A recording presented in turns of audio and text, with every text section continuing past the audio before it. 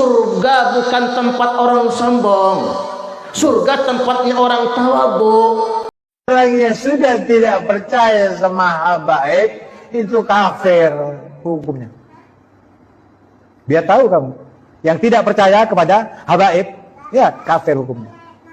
Kalau nggak punya dalil, jangan ngaku curian Nabi. Paham? Menghinakan Habib, orang hina.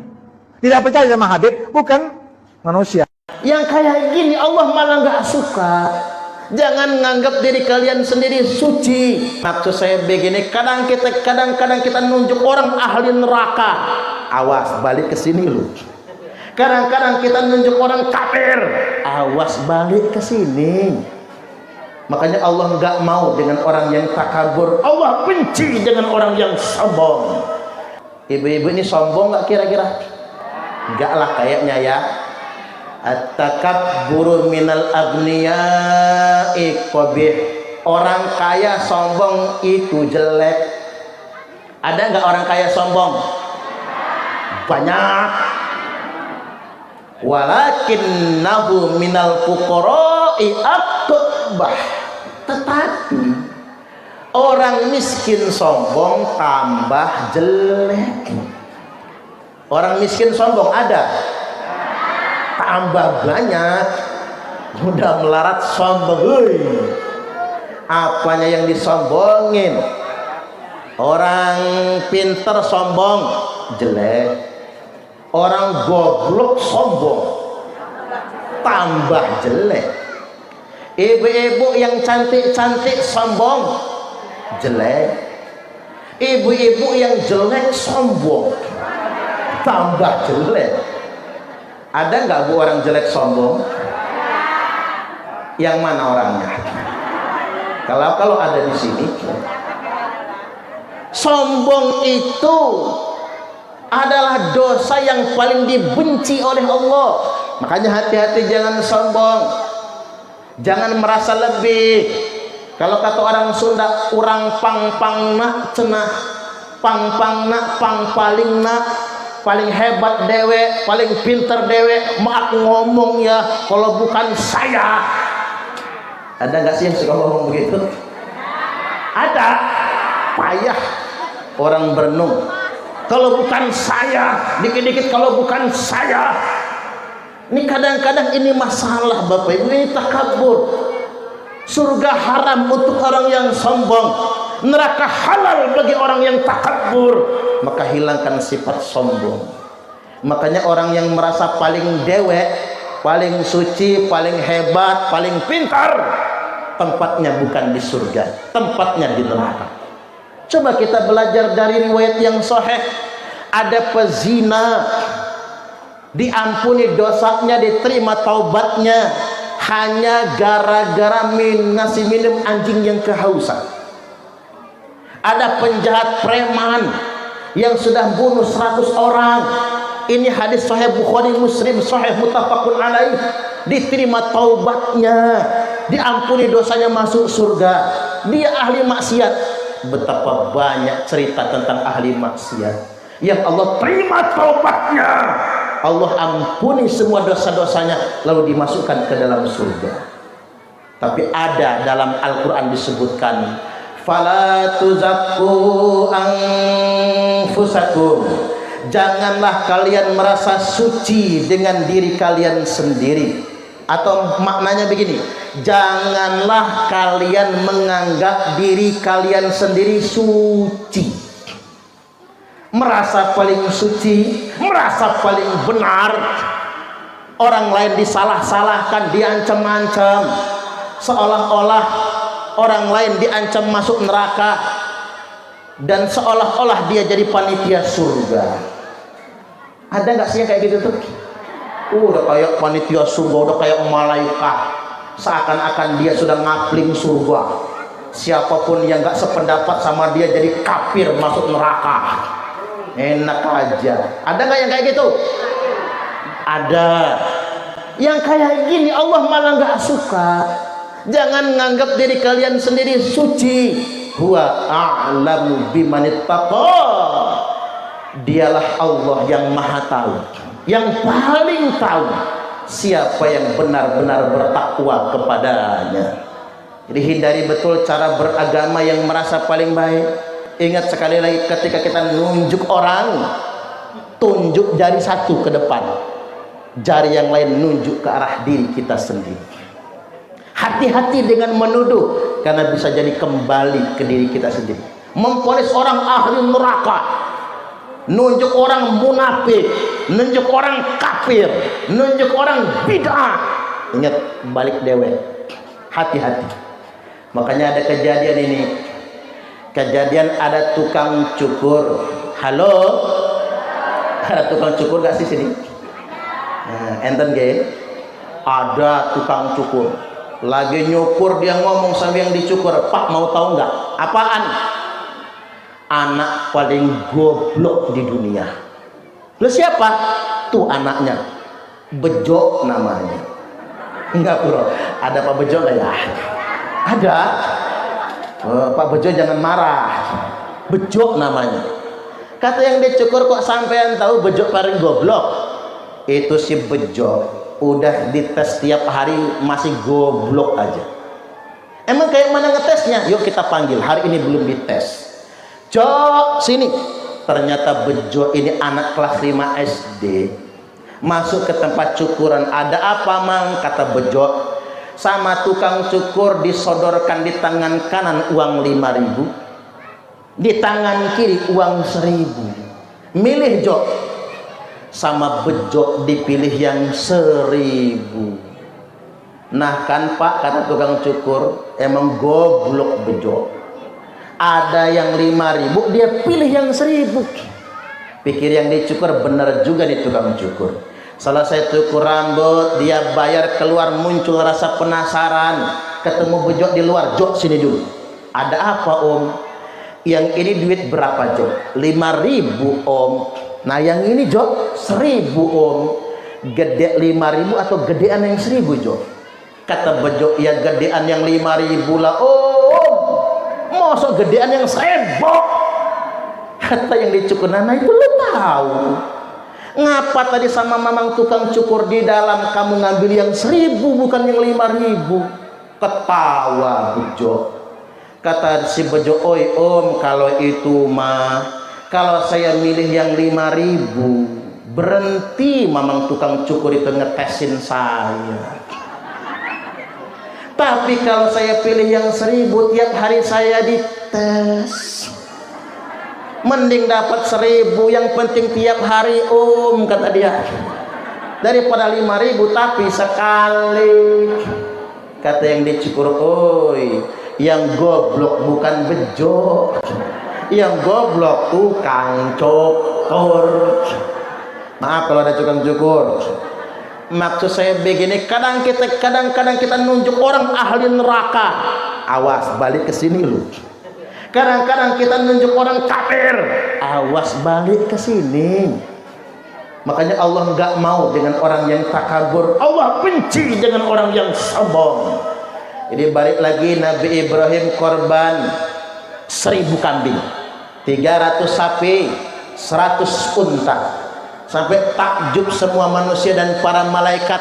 Kata beliau, "Semua yang aku korbankan ini laisa bisyai'in indi, bukan apa-apanya bagi saya. Wallahi law kana li ibnun la adbahannahu fi sabilillah."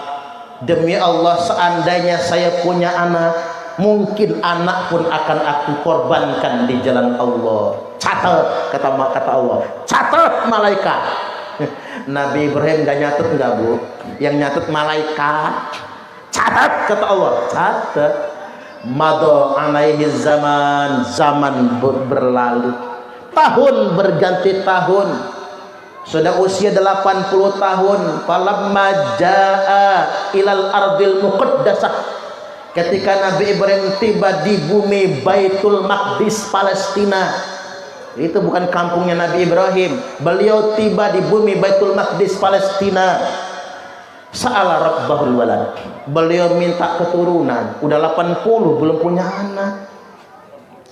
Halo? Ada yang belum punya anak? Mudah-mudahan cepat punya keturunan. Allahumma amin. Oh nggak enak bu, pak, saya ini 10 tahun nikah kosong nggak punya keturunan. 10 tahun dulu bu, buat pengalaman ye. Kalau ada anak jenengan belum punya keturunan, oh pulang ngaji pak, ngaca, laki bukan saya ini. Semua bapak-bapak yang punya anak 7, anak 10 tak tanya pak gayanya kayak mana. Segala gaya udah tak cobain, miring kanan, miring kiri, tengkurap, murap, semua melumat udah semua. Nggak ngasil-ngasil. Kalau ngeliat orang gendong envy rasanya, kata orang sekarang. Kepengen kayak orang-orang, bapak ibu, itulah rasanya. Tapi alhamdulillah sekarang saya sudah punya 2. Yang pertama putra masih umur 9 tahun, masih kecil. Yang kedua putri masih umur 4 tahun. Mudah-mudahan bisa nambah lagi. Ini nambah anak apa nambah babon kira-kira? Oh nambah anak. Ibu-ibu ini sensitif pak, kita nggak boleh salah ngomong. Oh dua-duanya. Tuh yang usul bu, bapak-bapak, yang usul yang salah. Jadi balik lagi bapak ibu, beliau minta keturunan, maka disitulah beliau diperintahkan sunat. Makanya Nabi Ibrahim itu sunat umur 80 tahun. Ikhtatana Ibrahim alaihi salam wa huwa ibnu 80 sanah. Nabi Ibrahim itu diperintahkan sunat, nyunat awake dhewe. Ini Nabi Ibrahim nyunat nggak pakai mantri, nggak pakai dukun, nggak pakai tabib, nggak dibantu istri, nyunat dewe. Umur 80 tahun, pakai kampak. Ini kampak Wiro Sableng 212 itu, pakai kampak. Kata Siti Saroh, abang, kalau bahasa kita, abang yang motong, saya yang megangin bang. Kata Nabi Ibrahim, izin aku, pokoknya tak potong dewek. Kata Nabi Ibrahim, potong sendiri pak, tempel di batu, ancang-ancang, bismillah, ting. Saya cuman khawatir kalau meleset ke belakang, kelar hidup lo. Untung gak meleset, itulah barokahnya basmalah. Makanya apa-apa baca bismillah ya bu.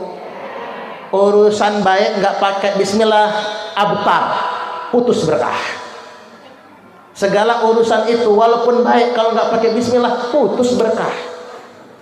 Makanya kalau hidup nggak mau putus berkah, bismillah. Segala yang baik jadi racun kalau dimakan tanpa bismillah. Kopi jadi racun kalau nggak pakai bismillah. Makan nasi jadi racun, diabetes kalau makan tanpa bismillah. Segala sesuatu akan jadi tawar karena bismillah. Kalau nggak mau panjang, bismillahirrahmanirrahim, bismillah jadilah. Jangan lupakan itu semua.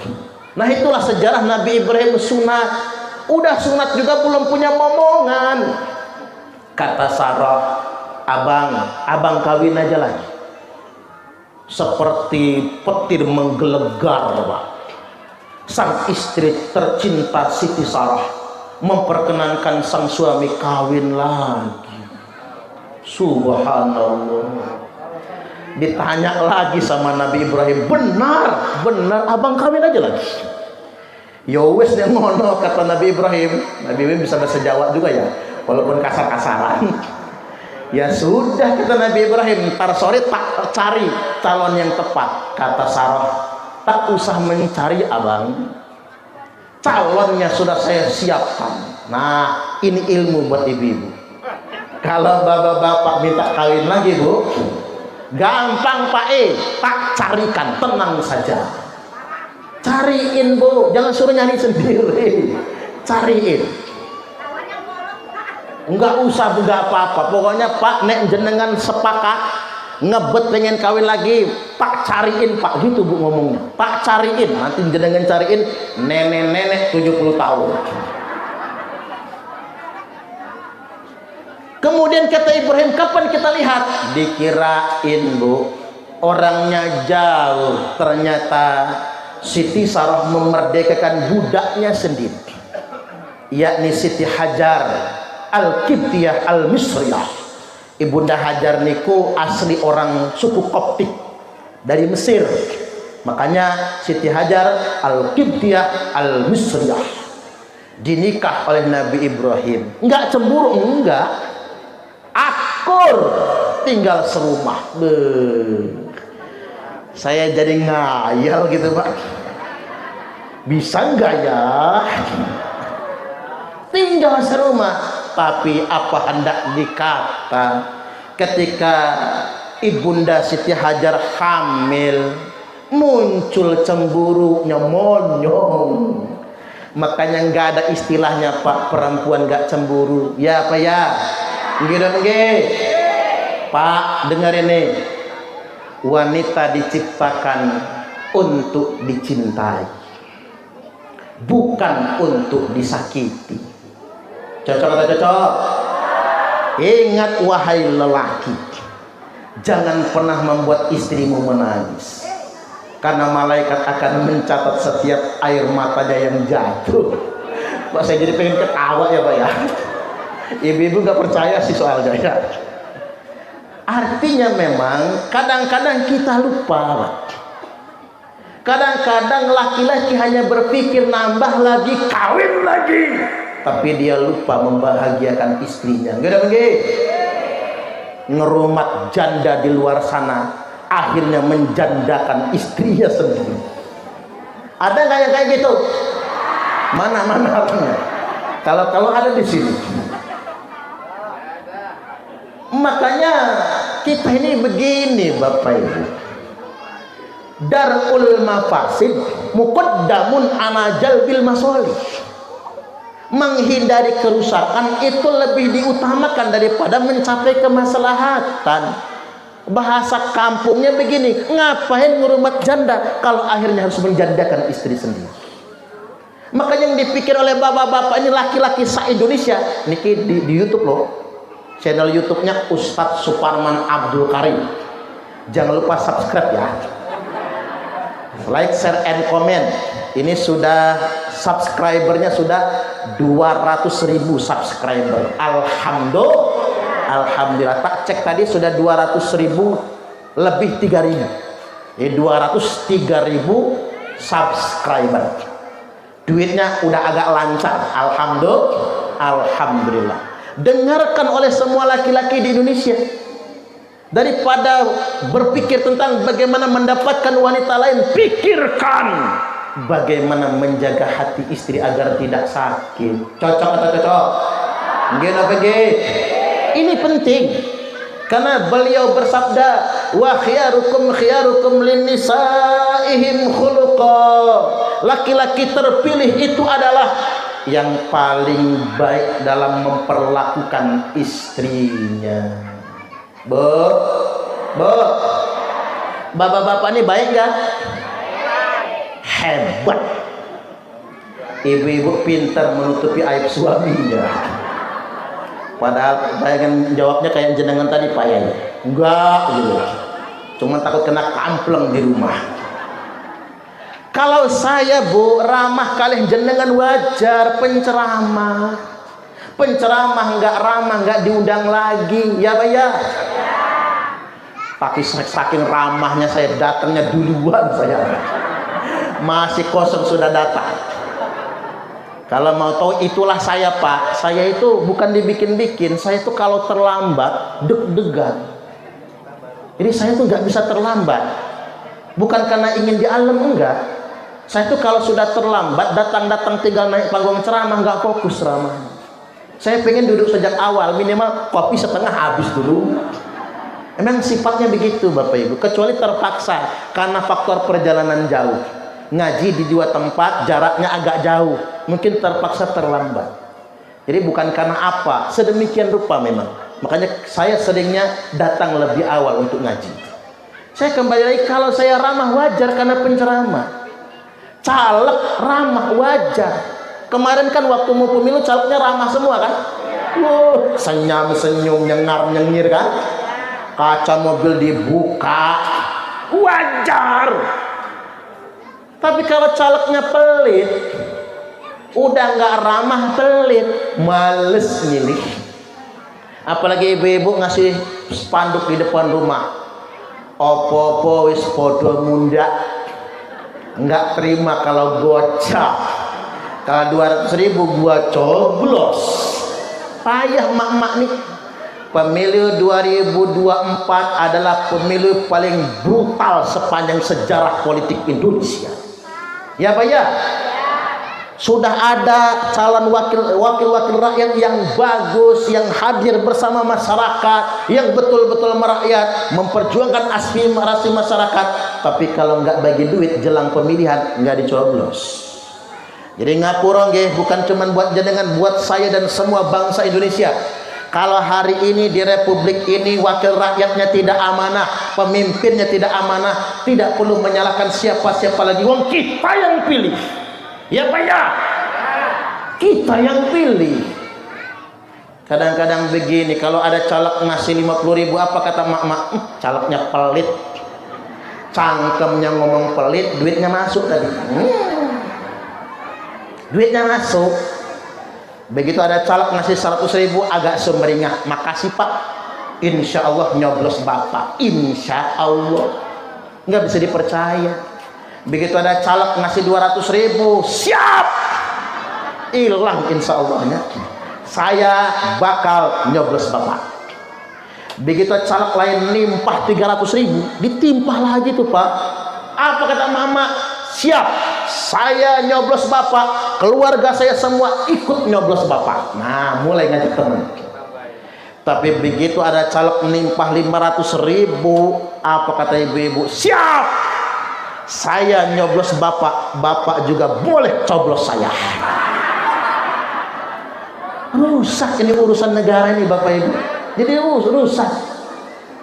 Ini mestinya pilkada langsung, pemilihan legislatif langsung, pilpres secara langsung. Saatnya rakyat itu menghukum para wakil rakyat dan para pemimpin yang tidak amanah. Kalau dia nggak amanah, jangan dicoblos lagi. Tapi borok-borok menghukum yang bagus malah nggak jadi. Yang jadi malah yang tabur duit. Yang suka nerima duit yang begitu tuh orang sono. Kalau orang sini pusatnya nggak beda ya Pak ya. Ini balik lagi gini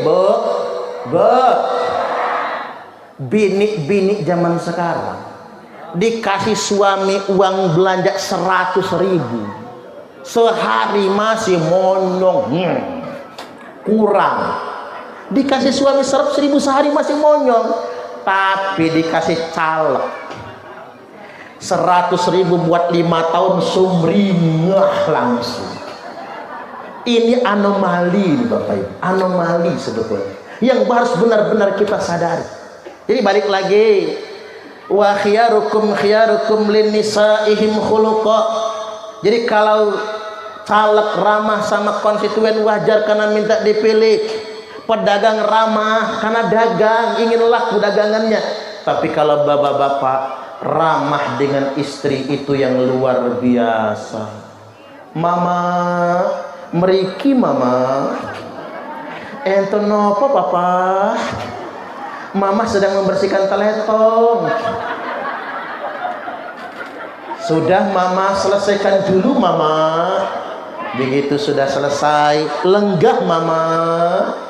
Begitu istri duduk Pak, jenengan rogoh kantong kanan, ambil duit 15 juta, rodok banting, celeger. Ini duit apa Bapak?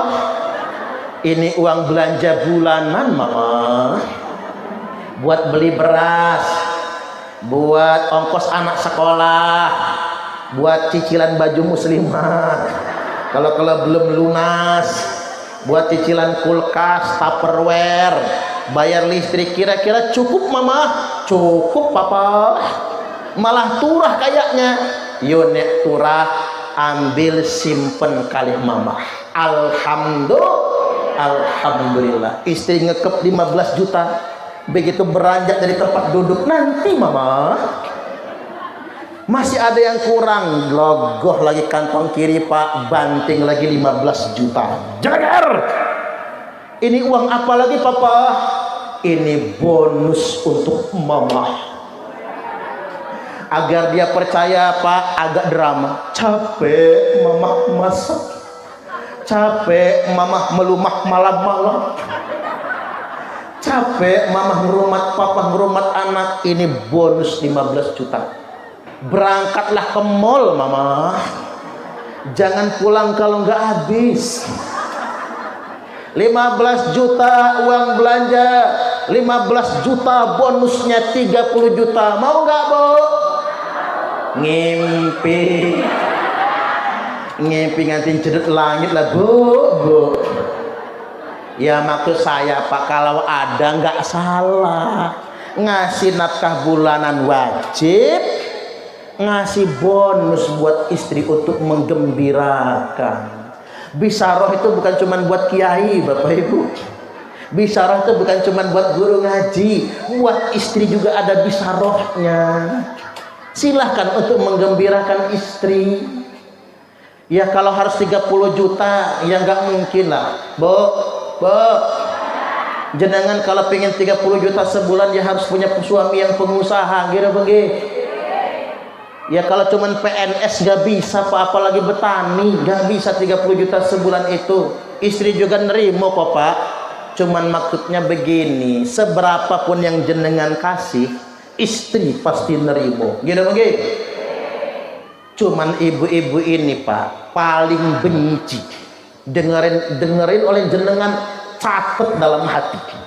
Ibu-ibu ini paling benci sama laki-laki yang pelit, ngasihnya cuman dikit, itu pun diungkit-ungkit. Betul?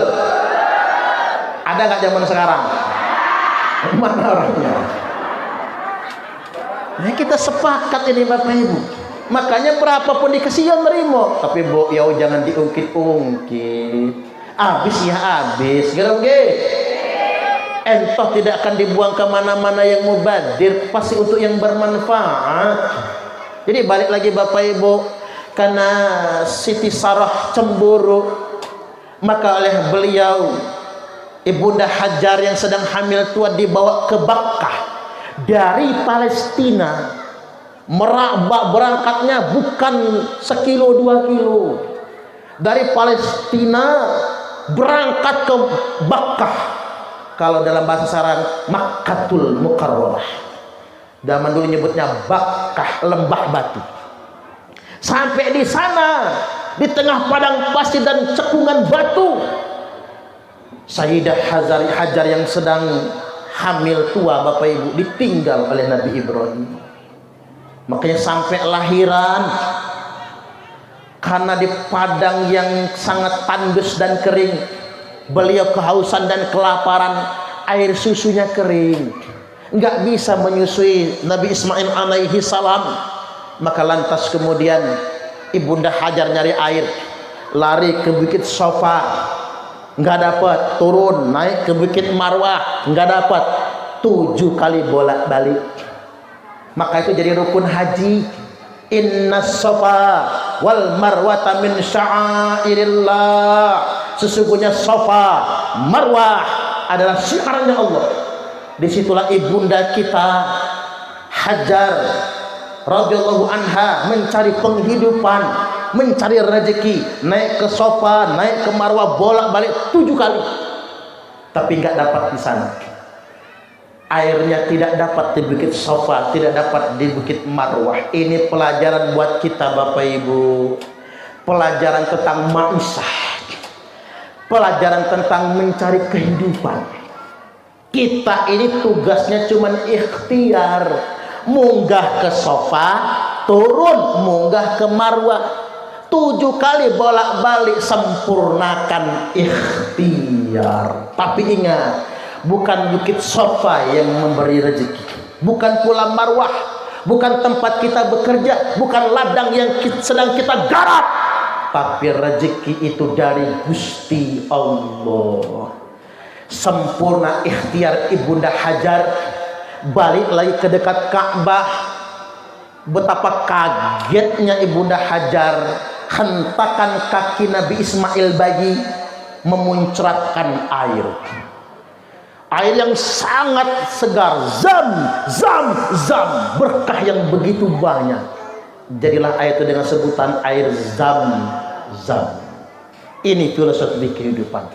Yang petani silahkan bertani, yang nyawah yo nyawah, yang ladang yo berladang, yang berkebun silahkan berkebun, yang dagang silahkan dagang, yang berpolitik silahkan berpolitik, yang jadi pegawai silahkan jadi pegawai. Tapi ingat satu hal, rezeki Allah yang tentukan. Cocok atau cocok? Ini pelajaran kehidupan. Kalau kita punya rumus kayak gini, satu, Bapak Ibu, kita nggak akan iri dengan punya orang lain. Inilah gunanya ngaji, biar jenengan jangan iri-irian. Tetangga beli kulkas panas, tetangga beli ceret mencret, tetangga beli motor gemeter, tetangga beli mobil menggigil. Karena ngapa? Kita sering iri dengan punya orang, kita nggak percaya dengan Allah yang menentukan rezeki. Maisah adalah kewajiban dalam kehidupan kita, menjalani kehidupan kita semua ikhtiar, hasil Allah yang tentukan. Makanya kembalikan kepada Allah, syukuri yang punya kita. Pas betul juga tadi Ustazah Ibu Qori'ah kita tadi itu baca ayatnya pas. Wa may yashkur fa innama yashkuru li nafsihi. Barang siapa yang bersyukur, fa innama, sesungguhnya semata-mata syukurnya itu untuk keuntungan dirinya sendiri. Nek dewe syukur, syukurnya itu bukan buat Allah, syukur itu buat kita. Wa man kafara fa innallaha ghaniyyun hamid. Tapi barang siapa yang kufur, sesungguhnya Allah maha kaya. Allah yang maha kaya. Makanya benar kalau kata orang bijak begini, halo, halo, dengerin Bapak Ibu, bukan kaya yang membuat Anda bersyukur, tapi bersyukurlah yang membuat Anda jadi kaya. Bukan kaya yang menjadikan Anda bahagia, tapi rasa bahagialah yang menjadikan Anda kaya. Kaya itu soal rasa, bukan soal harta. Betapa banyak orang yang kaya harta tapi miskin rasa. Tidak sedikit orang yang katanya miskin harta, kelihatannya miskin harta, tapi kaya rasa. Catat di status Facebook masing-masing. Ayo jadikan komitmen hidup kita. Hidup jangan mendongak ke atas. Capek betul Bapak Ibu. Kalau hidup kita ini larak-lirik kanan kiri samping rumah kita, capek. Di atas langit masih ada langit, sudah syukuri yang punya kita saja. Makanya saya ini masih kecil nakal. Namanya orang kampung nakal. Saya itu kan orang kebon, jemes sebenarnya besar di kebun. Tinggal di kebun, lahir aja di kebun kopi. Begitu lahiran hampir gelinding di tebing, Bu. Ibu saya sih udah tahu hamil tua ke kebun, kontraksi. Artinya orang kampung. Kalau kata orang Sunda, jelma leweng pak umbul, kata orang Jawa. Emang orang kampung Bapak Ibu. Karena nakal ibu saya itu sambil mukulin pantat saya. Ibu saya itu guru ngaji, Bu Nyai. Puluhan tahun ngajar ngaji gak dibayar Pak. Itulah guru ngaji kampung, ikhlas. Bayarannya cuma dipijit ya sama santri-santrinya. Sampai sekarang ibu saya masih ngajar ngaji. Tapi kalau sedang marah karena anak-anak nakal, dipukulin. Ibu saya paling pantang mukul pinggang ke atas, apalagi kepala dan muka. Pantat yang dipukul sampai pedes pantat itu. Apa kata ibu saya sambil mukul? Amedihi saru nak lah lama dihi saru, amedihi miskin nak lah lama dihi miskin. Kalau kita susah nak, miskin biyen yang susah melarat nak. Enggak tumben jadi orang susah kita ini nak, kata ibu saya. Enggak tumben jadi orang miskin. Jangan silau dengan punya orang. Subhanallah. Nasihat sambil gebukin pantat itu berbekas, Bu. Enggak mau dongak ke atas. Halah kinai aban berjalan, tundoi saja mai keting. Hidup jangan melihat awan yang sedang di atas. Lihat saja jempol kaki asal kita. Kita memang nggak punya apa-apa. Nah kalau rumus hidup kayak gitu, enjoy, kata orang sekarang, nikmat hidup ini, bahagia, nggak panas dengan punya orang. Ya umum begini nih, nasihat buat saya juga Pak. Yang namanya iri-irian itu biasanya seprofesi, bidan irinya sama bidan. Iya Pak ya, dokter sama dokter, muslimat kali muslimat, gitu begini. Tukang tahlil sama tukang tahlil, ustadz yuk karo ustadz, kiai sama kiai, beda begini. Inilah kehidupan Bapak Ibu. Tapi kalau kita ingat ke nasihat yang berharga itu, kita akan betul-betul bersyukur kepada Allah Subhanahu wa Ta'ala. Karena itulah yang penting dalam hidup kita ini. Kita sudah punya bagian masing-masing. Itulah mengapa di Quran dikatakan begini, wa annahu huwa adhaka wa abka, wa annahu wa amata wa ahya, wa annahu khalaqa zawjaini dzakara wal untha. Sesungguhnya dialah Allah yang menciptakan tawa dan tangis. Huwa wa annahu huwa adhaka wa abka. Sesungguhnya Gusti Allah yang menciptakan tawa dan tangis. Ingat, tawa dulu baru tangis. Lebih baik menangis duluan baru tertawa kemudian. Lebih baik nangis duluan daripada nangis belakangan. Gitu mungkin. Daripada kita tertawa terlebih dahulu tapi belakangan kemudian kita menangis. Biarkan hari ini kita menangis, sedang berjuang buat anak-anak muda yang baru merintis rumah tangga, biarkan sekarang prihatin tapi tertawa kemudian. Makanya tertawa itu selalu duluan baru kemudian menangis. Makanya hidup nggak boleh terlalu senang Bapak Ibu, karena akhirnya adalah tangisan. Makanya saya setuju betul itu, nek dolan jalan-jalan, study tour, field trip, udahlah nggak usah jauh-jauh. Belum lagi berbagai macam musibah yang menjadi ancaman. Karena kalau sudah terlalu senang, ujungnya adalah tangisan. Bu, anak-anaknya yang berangkat study tour atau field trip, kasih tahu le, temenmu seneng loncat-loncat, kamu jangan le. Saya kasih tahu, karena ngapa? Walaupun yang lain senang riang gembira, tapi masih ada yang menjaga dirinya untuk berzikir. Insya Allah kendaraan itu jauh dari bala bencana dan musibah. Karena nggak boleh kita terlalu senang berlebihan itu. Wa annahu huwa amata wa ahya. Dan sesungguhnya Allah yang menciptakan mati dan hidup. Hidup ini begini Bapak Ibu, mati duluan baru hidup. Pertama kita mati, belum berwujud apa-apa. Lalu kita dihidupkan di dunia ini. Lalu kemudian kita dimatikan lagi. Kemudian terakhir kita akan dihidupkan lagi selama-lamanya. Wa annahu khalaqa zawjaini dzakara wal untha. Kemudian Allah menciptakan manusia berpasang-pasangan, laki-laki dan perempuan. Yuk kita ulang. Allah menciptakan tawa dan tangis. Allah menciptakan mati dan hidup. Allah menciptakan laki-laki dan perempuan. Loncat dua ayat berikutnya, wa annahu huwa aghna wa aqna. Dan sesungguhnya Allah menciptakan kaya dan salah. Wa annahu huwa aghna wa aqna. Allah menciptakan kaya dan cukup, bukan kaya dan miskin. Karena masalah hidup manusia sekarang bukan karena miskin, tapi karena tidak cukup. Cocok atau cocok? Betapa banyak orang kaya tapi mentalnya miskin. Pengen contoh orang kaya miskin, pengen contohnya?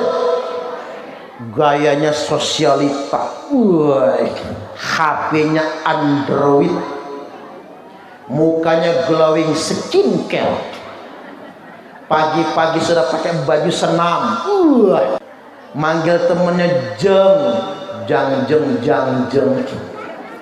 Ada grup WhatsApp ibu-ibu sosialita berenung, grup arisan WA di grup WhatsApp, hari ini di rumah siapa jeng arisannya, neng omahe jeng Astuti.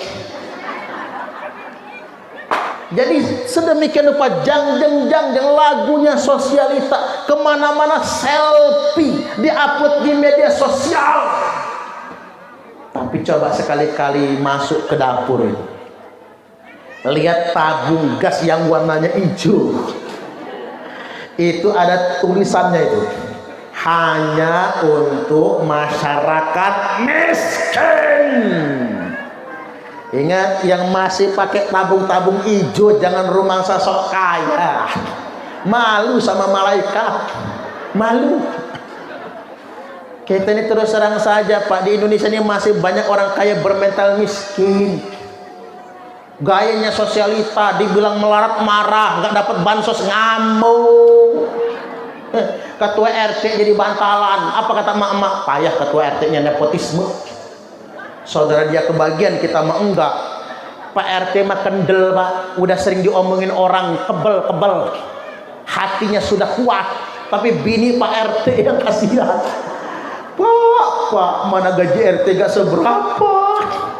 Udahlah Pak, berhenti aja jadi RT daripada diomongin orang. Apa kata Pak RT? Udah mak, ini pengabdian, ini ibadah. Percuma kita sholat kalau diomongin orang saja sudah rontok iman kita. Gini aja, Pak usulin sama Pak Kades Bernung, keluarga kita yang dapat BLT bansos cabut, kasih ke orang lain semua. Begitu bagi bansos, keluarga yang gak ada yang dapat orang lain semua. Apa kata keluarga saudara Pak RT? Nggak ada guna punya saudara jadi RT. Orang lain kebagian, kita enggak. Apa coba Bapak Ibu? Lo ngapa masalah bansos ini jadi ribut? Karena banyak orang bermental miskin. Coba dari sekarang masyarakat Bernung, yuk kita bermental kaya. Kalau Pak Kades bagi bansos, bagi BLT, katakan begini, maaf Pak Kades, maaf, kami nolak bansos. Pak Kades sudah gemeter, ngapa warga Bernung nolak bansos? Lo ngapa? Mohon maaf Pak Kades, kami sudah sugih semua Pak Kades. Kasih saja bansos ini buat yang membutuhkan. Oh ngoten toh, kata Pak Kades. Setuju gak kira-kira? Ya artinya Bapak Ibu saya ingin ingatkan, walaupun kita nggak dapat bansos, walaupun kita nggak dapat bantuan pemerintah, nggak urung kita mendapatkan rezeki dari Allah. Nggih dah nggih. Lanjut nggak ya, dikit lagi. Falamma balagha ma'ahu sa'ya, ketika Nabi Ismail sudah sampai cukup besar, kalau dalam kitab Durrah disebutkan 7 tahun kira-kira, maka qila lahu fi naumihi, ditagih di Nabi Ibrahim, datang malaikat di mimpinya. Kata malaikat, ya Ibrahim, ufi bin nadrik, wahai Ibrahim, tunaikan nadarmu. Kata Ibrahim, lu, saya nggak pernah nadar. Nadar apaan? Dulu biyen kamu sudah lupa. Kamu pernah mengatakan, wallahi lau kana li ibnun la atba'annahu fi sabilillah. Kamu Allah tagih sembelih anakmu di jalan Allah. Falamma asbaha, subuh bangun, mikir Nabi Ibrahim, ahwa minallah amina syaitan, ini mimpi dari Gusti Allah atau cuma godaan setan? Walida summiya yaumat tarwiyah, maka disebutlah, dinamailah hari itu hari tarwiyah, tanggal 8 Zulhijjah, hari pikir-pikir. Tumaro afi lailati tsaniyah, mimpi lagi beliau di malam yang kedua dengan mimpi yang sama. Falamma asbaha, bangun subuh, arafa annahu minallah, sadar Ibrahim benar ini mimpi dari Allah. Maka falida summiya dalikal yaum yaum arafah, dinamailah hari itu hari Arafah, tanggal 9 Zulhijjah. Halo, ingat Bapak Ibu, makanya puasa Arafah itu karena tanggal 9 Zulhijjah, bukan karena adanya wukuf di Arafah. Dengerin nggih? Jadi walaupun di Mekah hari ini orang sudah wukuf, ingat, walaupun di Mekah hari ini orang sudah wukuf, Kita belum bisa puasa Arafah kalau belum tanggal 9 Zulhijjah. Ini penting untuk saya kasih tahu. Puasa Arafah bukan karena wukuf, tapi karena hari Arafah tanggal 9 Zulhijjah. Idul Adha itu bukan karena habis wukuf, karena tanggal 10 Zulhijjah. Ini perlu saya sampaikan jika terjadi perbedaan Idul Adha antara Indonesia dengan Arab Saudi. Di Indonesia ini pemerintah NU Muhammadiyah sepakat 10 Zulhijjahnya Senin 17 Juni 2024 kemarin. Di Arab Saudi 10 Zulhijjahnya Minggu 15-16 Juni 2024. Muncul pertanyaan, loh kok beda? Apa sebabnya? Begini Pak, berdasarkan ru'yatul hilal hari Kamis tanggal 29 Zulqaidah 6 Juni yang lalu, sebulan yang lalu, hasil ru'yatul hilal, bukan sebulan, beberapa pekan yang lalu, hasil ru'yatul hilal menunjukkan untuk Indonesia hilal tidak tampak. Maka bulan Zulqaidah genap dari 30 hari. Di Mekah hilal sudah tampak. Maka bulan Zulqaidah cuma 29 hari, makanya beda hari sama Indonesia. Itu ru'yat. Belum lagi hasil hisab. Hisab NU, hisab pemerintah, hisab Muhammadiyah, hisab sedunia internasional. Tak kasih tahu, Pak Kandani. Nang Amerika konjungsi matahari terjadi pada pukul 7:37 pagi. Maka di tanggal 6 Juni hari Kamis 6 Juni, maka dengan demikian Bapak Ibu, bulan Zulqaidah cuma 29 hari. Itu nang Amerika. Nang Arab Saudi konjungsi matahari terjadi pada pukul 15:37. Maka bulan Zulqaidah cuman 29 hari di Arab Saudi. Sedangkan di Indonesia konjungsi matahari terjadi pada pukul 19:37 malam hari. Maka mau tidak mau Zulqaidah harus 30 hari. Makanya saya tegaskan pada kesempatan kali ini, yang kemarin lebarannya hari Minggu tanggal 16 Juni 2024 kalau dia di Indonesia, maka sholat idnya tidak sah, nyembelih korbannya pun tidak sah, karena dia sholat id dan nyembelih korban tanggal 9 Zulhijjah. Paham? Paham? Mulai sekarang ojo keminter lagu-lagu beda-beda sama pemerintah. Ini saya perlu tegaskan Bapak Ibu, banyak orang ini nggak tahu apa-apa, ilmu hisab nggak tahu. Boro-boro hisab matematika aja merah waktu sekolah SD. Ru'yat juga nggak ngerti. Ngerti ru'yat nggak Bu? Ru'yat nggak ngerti, hilal nggak ngerti. Ngapa Pak nggak puasa lagi? Udah ngelihat hilal. Emang hilalnya kayak apa Pak? Besar, tinggi, hitam, brewokan. Waniku Pak hilal namanya. Kadang-kadang sering lupa. Lanjut ya, dikit lagi. Tsumma ra'a fi lailatis tsalitsah, mimpi lagi pada malam yang ketiga.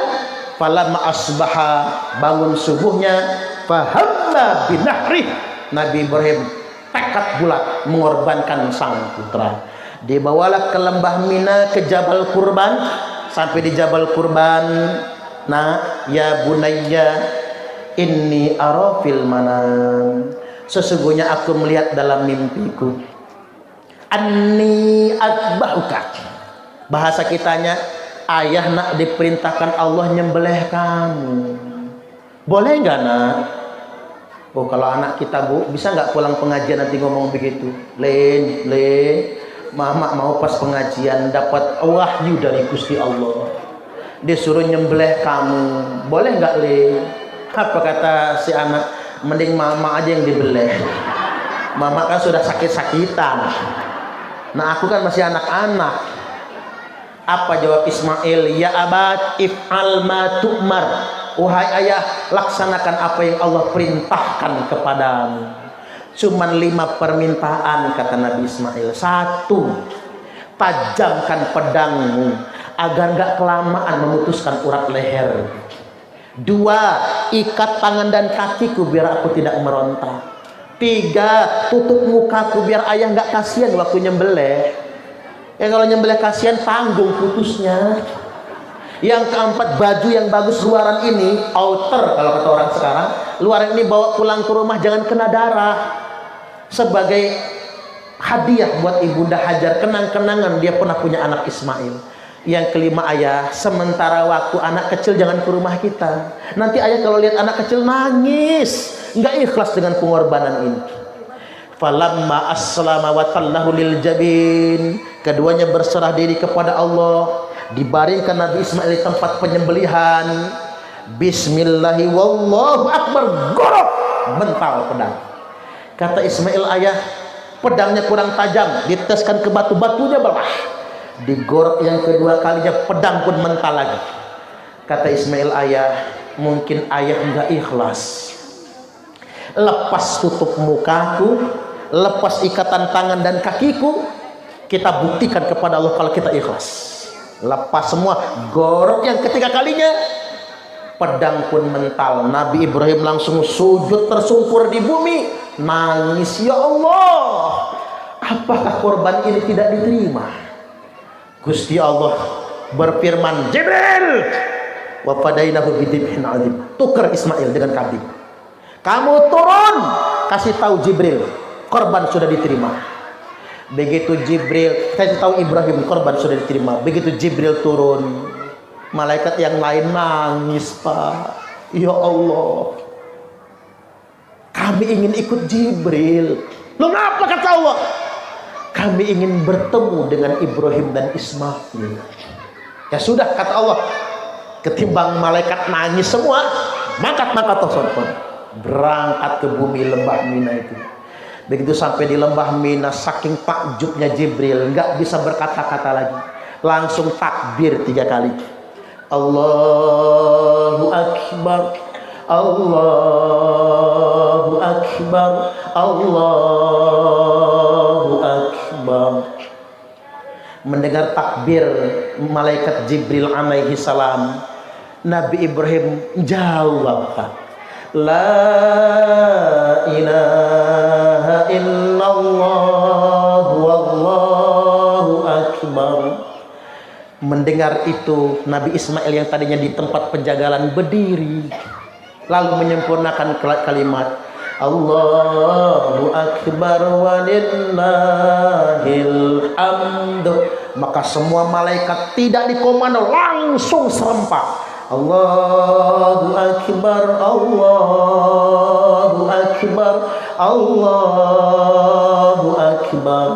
La ilaha illallah wallahu akbar, Allahu akbar walillahil hamd.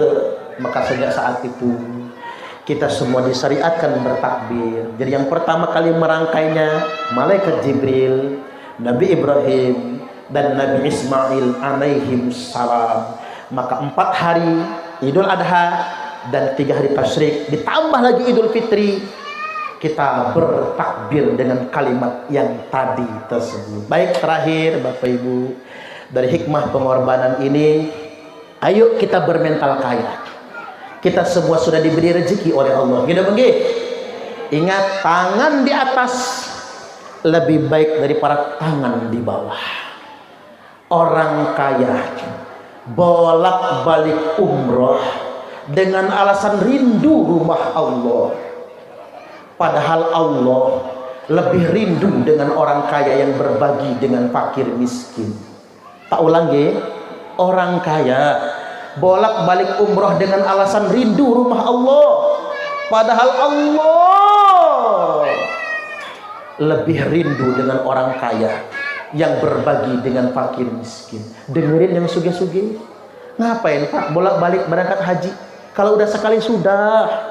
Ngapain bolak-balik pelesiran umroh? Kalau 35 juta kali berdua 70 juta, bagiin buat fakir miskin di Bernung ini. Cocok atau cocok? Ayo kita bantu sesama. Satu lagi nih. Sesuap nasi yang engkau masukkan ke dalam perut orang yang lapar, itu lebih baik daripada membangun 1000 masjid jamiah. Berhentilah orang Islam tuh bongkar pasang masjid, sedangkan tetangga masjid masih ada yang kelaparan. Ada santri yang gak bisa bayar sehariah, ada siswa yang ijazahnya masih ditahan oleh pihak sekolah, ada orang sakit yang tidak punya biaya untuk berobat. Oleh karena itu Bapak Ibu, yuk kepedulian kita kepada sesama dengan momentum Idul Adha tahun ini, dengan momentum pengorbanan ini, hayu kita bermental kaya, tangan di atas lebih baik daripada tangan di bawah.